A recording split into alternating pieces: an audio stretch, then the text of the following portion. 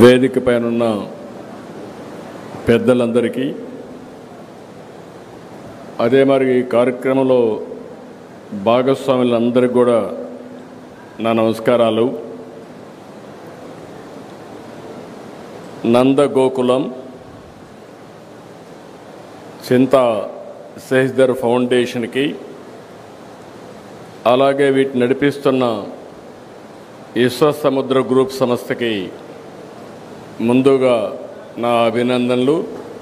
Wonderful concept, extraordinary work చేస్తున్నటువంటి శశిధర్ గారిని, వారి ఫౌండేషన్ని మనస్ఫూర్తిగా అభినందిస్తున్నా, ధన్యవాదాలు తెలియజేస్తున్నా. కంగ్రాచులేషన్స్.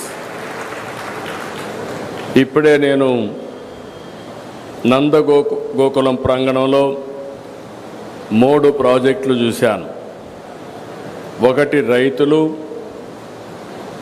2 దాంట్లోనే పర్యావరణ సంక్షేమం, రెండోది పశు జాతుల పరిరక్షణ, మూడోది ఎక్సలెంట్ స్కూల్. అందులో కూడా మామూలు పిల్లల్ని తీసుకొచ్చి ఇక్కడ ఎక్స్ట్రాడినరీ స్టూడెంట్స్గా తయారు చేస్తున్నారంటే ఇది మిగిలిన వాళ్ళందరికీ కూడా ఒక ఆదర్శం. ఈరోజు ఇక్కడ చూసినప్పుడు Vishwasamudra bio energy ethanol plant, Nandagokulam save the bull, Nandagokulam life school, ఈ మూడింటిని ఈరోజు నేను ఇనాగరేట్ చేయడం నాకు ఒక నూతనమైన ఎక్స్పీరియన్స్. ఇలాంటి ఒక మంచి కాన్సెప్ట్ని క్రియేట్ చేయడమే కాకుండా ఒక ఇన్నోవేటివ్ కాన్సెప్ట్తో ముందుకు పోతున్నటువంటి చింతా శశిధర్ ఫౌండేషన్ని రాష్ట్ర ప్రభుత్వం తరపున మరొక్కసారి అభినందిస్తున్నాను. 24 ఎకరాల విస్తీర్ణం ఇక్కడ ఏర్పాటైంది. ఒక పక్క bio energy ethanol plant,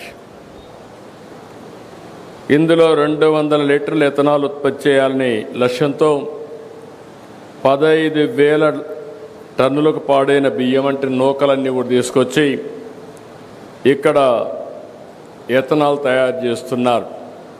government of India ప్రకారం దీన్ని ఏ విధంగా పెట్రోల్లో మిక్స్ చేయాలో మిక్స్ చేయడం కోసం మామూలుగా కేంద్రం ఒక రూల్ పెట్టి 20% వరకు ఎథనాల్ బ్లెండింగ్ ప్రోగ్రామ్ తీసుకొస్తే దాన్ని ఇక్కడ సద్వినియోగం చేస్తున్నారు. దీనివల్ల రైతులకు మెరుగైనటువంటి ఆదాయం వచ్చే పరిస్థితి వస్తుంది, గిట్టుబాటు అవుతుంది. రెండో పక్క పర్యావరణ పరిరక్షణ అవుతుంది. ఈ నూతనమైన కాన్సెప్ట్ని గవర్నమెంట్ ఆఫ్ ఇండియా ప్రమోట్ చేస్తూ ఉంటే దాన్ని అందిపుచ్చుకున్నటువంటి ఈ సంస్థను అభినందిస్తున్నా. రెండో పక్కన మీరు చూస్తే పశు సంపద. ఒకప్పుడు ఏవైతే బుల్స్ ఉన్నాయో ఇవన్నీ కూడా మన వారసత్వం. ఇవన్నిటితో అన్ని పనులు, వ్యవసాయ పనులు కానీ, రవాణా సౌకర్యాలు కానీ ఒకప్పుడు బుల్స్నే ఉపయోగించేవాళ్ళం. ఎడ్ల బండులు వాడేవాళ్ళం, ఎద్దులతో సేద్యం చేసేవాళ్ళం. అదే మరి ఎక్కడన్నా ప్రయాణం పోవాలంటే ఒక 20 కిలోమీటర్లు కుటుంబ సమేతంగా పోవాలంటే ఎడ్ల బండుల్లోనే వెళ్ళేవాళ్ళం. ఇటీవల కాలంలో ఆధునీకరణలో ఎడ్లన్నీ కూడా ఉపయోగం లేకుండా వచ్చే పరిస్థితి వచ్చింది. మెకనైజేషన్ వచ్చింది, మోడర్నైజేషన్ వచ్చింది. దీనివల్ల చాలా వరకు ఏవైతే ఇంకా కూడా మీరు చూస్తే ఈ సెక్స్ సార్టెడ్ కింద ఫిమేల్ కాఫ్స్ని ఉత్పత్తి చేసే పరిస్థితి కూడా వచ్చారు. దీనివల్ల వీటిని చాలా వరకు ఇగ్నోర్ చేయడం, ఎక్కడన్నా ఉన్నా కూడా దాన్ని సరిగా ఉపయోగించుకోలేని పరిస్థితి వస్తే ఒక వినూత్నమైన కార్యక్రమాన్ని తీసుకొచ్చారు.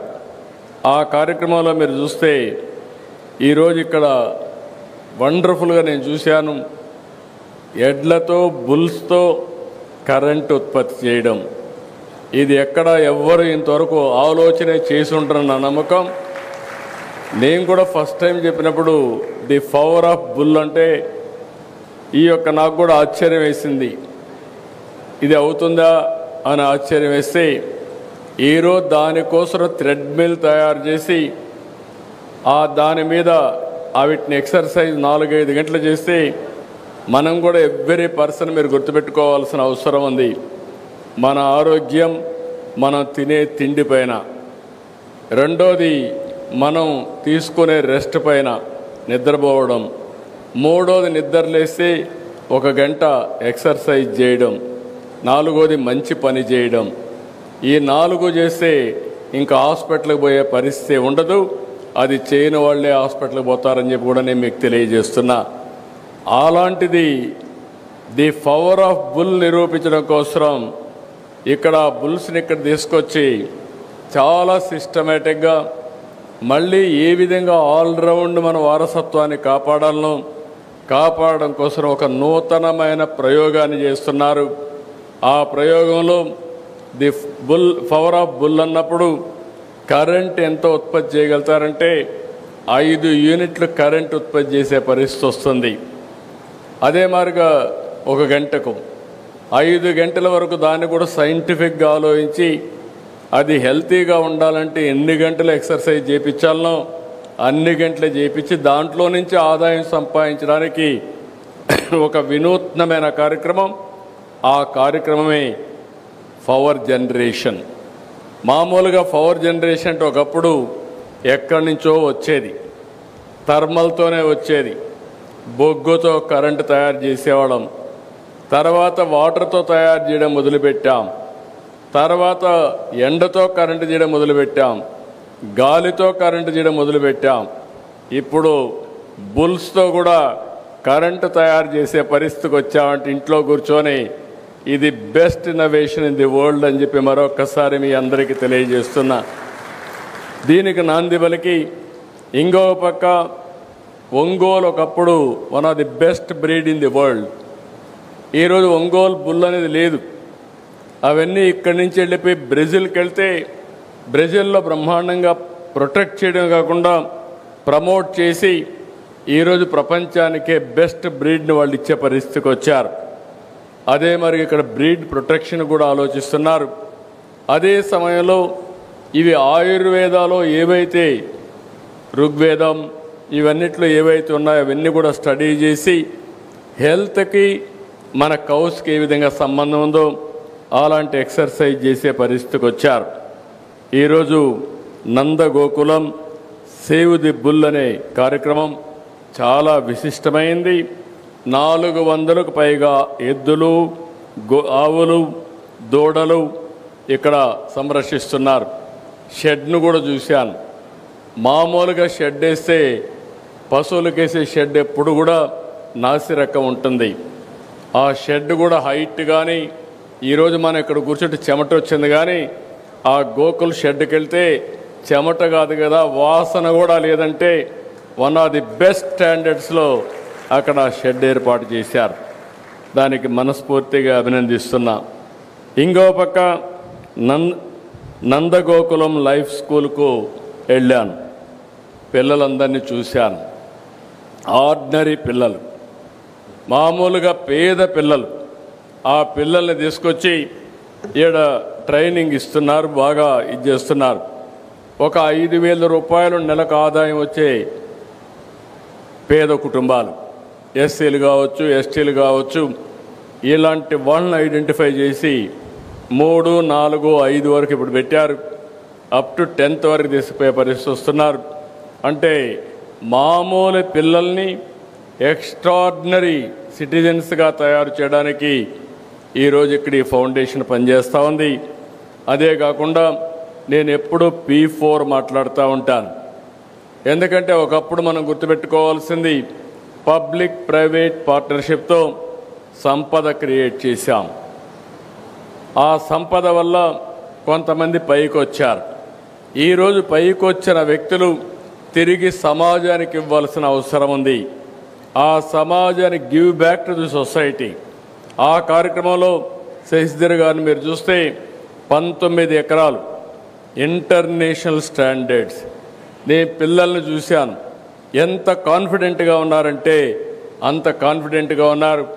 ఒక 20 మంది ఉంటే ఎత్తుక్కోకుండా భవిష్యత్తులో నీవేమవుతావంటే వాళ్ళ యాంబిషన్ చాలా చక్కగా చెప్పగలిగారంటే ఫస్ట్ ఆఫ్ ఆల్ నేను అభినందిస్తున్న చిన్న వయసులో ఒక ఆత్మవిశ్వాసాన్ని కలిగించిన ఈ ఫౌండేషన్ని మనస్ఫూర్తిగా అభినందిస్తున్నానని చెప్పి కూడా నేను మీకు తెలియజేస్తున్నా.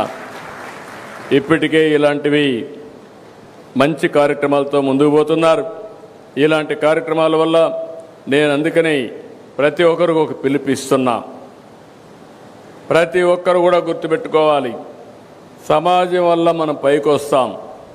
సమాజం వల్ల పైకి వచ్చిన వాళ్ళు తిరిగి సమాజానికి పే బ్యాక్, గివ్ బ్యాక్ అది చేయాల్సిన బాధ్యత ఉంది. సమాజానికి తిరిగి ఇవ్వాలంటే మనమందరం కూడా డబ్బులు ఇవ్వడంతో కాదు. డబ్బులు ఎవరైనా దానం చేయగలుగుతారు, అది కాదు ఇక్కడ. ఈరోజు ఈ స్కూల్ని మోడల్ని చూస్తే ఆయనకు డబ్బులు ఉండొచ్చు, కానీ ఒకసారి వన్ టైం డొనేషన్ చేయొచ్చేమో, కానీ అది కాకుండా పిల్లల్ని ఐడెంటిఫై చేసి వాళ్ళందరినీ ఇక్కడ తీసుకొచ్చి వన్ ఆఫ్ ది బెస్ట్ ఫ్యాకల్టీని తయారు చేసి బెస్ట్ ఎడ్యుకేషన్ కరికులం తయారు చేసి వాళ్ళు ఒక నమ్మకాన్ని కల్పించి బెస్ట్ సిటిజన్స్గా తయారు చేస్తున్నారు. ఫ్యూచర్ కోసం నేను ఇప్పుడే చూశాను. అంటే 3వ తరగతి చదివే పిల్లలు మెషిన్ లెర్నింగ్, ఆర్టిఫిషియల్ ఇంటెలిజెన్స్ వాడే పరిస్థితికి వస్తున్నారు. అంటే మనం ఇది ఒక గేమ్ చేంజర్గా తయారవబోతుంది. నేను ఎన్నోసార్లు చెప్పాను, ఈరోజుండే మన పిల్లలు ప్రపంచాన్ని శాసించే శక్తి, తెలివితేటలకు ఉన్నాయి. వీళ్ళకి సరైన ఎడ్యుకేషన్ ఇవ్వగలిగితే ఏదైనా చేస్తారని నా నమ్మకం. అలాంటి నమ్మకానికి ఒక ప్రతిరూపంగా P4 మోడల్లో one of the best school నడుపుతున్నటువంటి శశిధర్ ఫౌండేషన్ని మరొక్కసారి మీ అందరి తరపున అభినందిస్తున్నా. కంగ్రాచులేషన్స్. ఇక్కడికి వచ్చినప్పుడు నెల్లూరు జిల్లా ఇది రైట్ ప్లేస్. ఇది ఈరోజు ఇక్కడ చూస్తే ఒక పక్కన సోమశిల, కందలేరు 2 బ్యూటిఫుల్ ప్రాజెక్ట్స్ ఉన్నాయి. ఒకప్పుడు ఎన్టీ రామారావు గారు కందలేరు ప్రాజెక్ట్ని కట్టడం, అదే సమయంలో ఇంకొక పక్క సోమశిల కూడా ఎక్స్పాండ్ చేయడం చేశారు. దగ్గర దగ్గర 150 TMC నీళ్లు ఈ 2 ప్రాజెక్టులో ఉంటాయి. అంటే ఇంత వాటర్ ఉండే జిల్లా కానీ ప్రాంతం కానీ ఎక్కడా ఉండదు. ఇక్కడ రాబోయే రోజుల్లో ఎక్కడా నీటి కొరత ఉండే అవకాశమే లేదు. ఇంకో పక్క కృష్ణపట్నం పోర్టు ఇక్కడికి 10 కిలోమీటర్లే. One of the best port ఇక్కడ ఉంది. కృష్ణపట్నం పోర్ట్ ఉంది. ఇంకో పక్కనే రామాయంపట్నం పోర్ట్ వస్తూ ఉంది. ఇంకో పక్క దుగ్గిరాజపట్నం ఇంకొక పోర్ట్ వస్తుంది. ఈ 3 పోర్ట్లు వచ్చి అదే మాదిరిగా పక్కనే మీరు చూస్తే ఒక దగదర్తిలో ఒక ఎయిర్పోర్ట్ వస్తూ ఉంది. 3 పోర్ట్లు వస్తున్నాయి. తిరుపతిలో ఎయిర్పోర్ట్ ఉంది. ఇంకో పక్క దగదర్తిలో ఎయిర్పోర్ట్ వస్తుంది. చెన్నైలో కూడా ఒక ఎయిర్పోర్ట్ వస్తుంది. ఇలాంటి ఇంకొక పక్క నేషనల్ హైవే కనెక్ట్ అవుతూ ఉంది. ఈరోజు గవర్నమెంట్ ఆఫ్ ఇండియా ఒక ప్రోగ్రాంలో ఏదైతే బుల్లెట్ ట్రైన్ కూడా కనెక్ట్ చేయడానికి హైదరాబాద్, చెన్నై, అదే మరిగా ఇంకో పక్క చెన్నై టు అమరావతి ఇవన్నీ కనెక్ట్ చేసే పరిస్థితి వస్తుంది. ఇవి వస్తే ఒక పక్క రోడ్డు ఉంది, రైల్వే కనెక్టివిటీ వస్తుంది, ఇంకో పక్క ఎక్సలెంట్ భూములు ఉన్నాయి. అన్నింటికంటే బ్రహ్మాండంగా పనిచేసే వ్యక్తులు కూడా ఉన్నారు. ఇక్కడే రామాయంపట్నంలో తొందరలో BPCL గ్రీన్ఫీల్డ్ రిఫైనరీ వస్తుంది. ఇంకో పక్కన క్రిప్కో గ్రీన్ ఎనర్జీ వస్తుంది. ఇలాంటి ఇన్ఫ్రాస్ట్రక్చర్ ప్రాజెక్ట్స్ అన్నీ కూడా పెద్ద ఎత్తున వస్తాయి. అందుకే నేను ఈరోజు ఈ చూసిన తర్వాత నాకు అనిపిస్తుంది, ఈ జిల్లాలో శశిధర్ ఫౌండేషన్ ద్వారా ఎథనాల్ ప్లాంట్ పెట్టడం కాకుండా ఒక స్కూల్ పెట్టి బ్రహ్మాండంగా చేస్తున్నారు. దీన్ని మనస్ఫూర్తిగా అభినందిస్తూ నేను ఒకటే మీ అందరినీ కోరుతూనే ఇక్కడుండే ప్రజాప్రతినిధుల్ని, ఇక్కడుండే సిబ్బందిని, ఇక్కడుండే సిటిజన్స్ అందరినీ రాబోయే 2047కి భారతదేశం ప్రపంచ దేశాల్లో నెంబర్ 1 దేశంగా ఉంటుంది. నెంబర్ 1 ఆర్థిక వ్యవస్థగా తయారవుతుంది. ఆ రోజున ఆంధ్రప్రదేశ్ రాష్ట్రం భారతదేశంలోనే నెంబర్ 1 రాష్ట్రంగా ఉంటుంది. అదే సమయంలో తెలుగు జాతి ప్రపంచంలోనే నెంబర్ 1 జాతిగా తయారవుతుందని చెప్పి మీ అందరికీ విజ్ఞప్తి చేస్తున్నా. ఇది నేనేదో చెప్పడం కాదు. ఈరోజే మీరు చూసుంటారు, మేము క్యాబినెట్లో ఫైనలైజ్ చేశాం. Google data centre, artificial intelligence. స్వతంత్ర భారతదేశంలో ఆర్థిక సంస్కరణలు వచ్చిన తర్వాత సింగిల్ ఇన్వెస్ట్మెంట్ అంటే దగ్గర 10 బిలియన్ US అంటే 88,000 కోట్ల రూపాయలు రాబోయే 3 సంవత్సరాల్లో విశాఖపట్నంలో పెట్టబోతున్నారు. అది కూడా ఆర్టిఫిషియల్ ఇంటెలిజెన్స్ డేటా సెంటర్. ఇది ఒక గేమ్ చేంజర్గా తయారవుతుంది. ఒకప్పుడు హైదరాబాద్ నేను చూస్తే, నేను ఆ రోజు హైటెక్ సిటీ కట్టి ఐటీని ప్రమోట్ చేశాను. ఇప్పుడు గూగుల్ డేటా సెంటర్ వచ్చి ఆర్టిఫిషియల్ ఇంటెలిజెన్స్ వచ్చిందంటే ఈ పిల్లలను చూస్తే నాకు అనిపించింది, చిన్నప్పటి నుంచి ఆర్టిఫిషియల్ ఇంటెలిజెన్స్ ఆల్గరిథమ్స్ రాయడానికి మన పిల్లలు సిద్ధపడిపోయే పరిస్థితికి వచ్చారు. ఇంకా మనం ఊహించుకోవచ్చు భవిష్యత్తు ఏ విధంగా ఉంటుందని. అందుకే ఇవన్నీ చూసిన తర్వాత నాకు ఏమాత్రం అనుమానం లేదు, బ్రహ్మాండమైన భవిష్యత్తు ఉంటుంది. అయితే ఈ యొక్క భవిష్యత్తులో పేదవాళ్ళని పైకి తీసుకొచ్చే బాధ్యత ఉన్నత స్థాయిలో ఉండే మిగిలిన వాళ్ళందరూ తీసుకోవాల్సిన అవసరం ఉంది. అలాంటి కార్యక్రమంలో సెస్దర్ లీడ్ తీసుకొని వాళ్ళ ఫౌండేషన్ ద్వారా ఈ 3 ప్రాజెక్టులు best projects. 1 is very clear, ethanol plant. రైతులకు విపరీతమైన ఆదాయాన్ని స్టెబిలైజ్ చేయడం, ఇంకో పక్కన పర్యావరణాన్ని బ్యాలెన్స్ చేయడానికి, పరిరక్షించడానికి ఉపయోగించడం. నేను ఎన్నోసార్లు చూశాను కానీ ఏదైతే బుల్ అనే దానికి ఇంకా పరిష్కారం లేదు, ఇవి ఉండవు అనుకున్నాను. కానీ ఈరోజు కొత్త ఆలోచనకు నాంది పలికారు. The power of bull. తప్పకుండా మళ్ళీ దీని అవసరం ఉందని ఇన్నోవేటివ్ మోడల్లో తీసుకొచ్చాడు.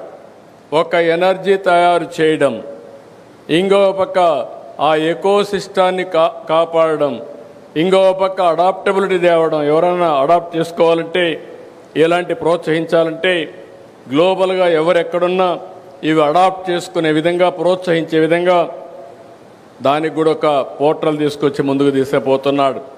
అన్నింటికంటే ముఖ్యంగా పిల్లలు ఫ్యూచర్కి ఏ విధంగా ఉండాలనో అలాంటి ఫ్యూచర్ సిటిజన్స్ని తయారు చేయడానికి బెస్ట్ కరికులంతో బెస్ట్ స్కూల్ తయారు చేసే పరిస్థితికి వచ్చారు.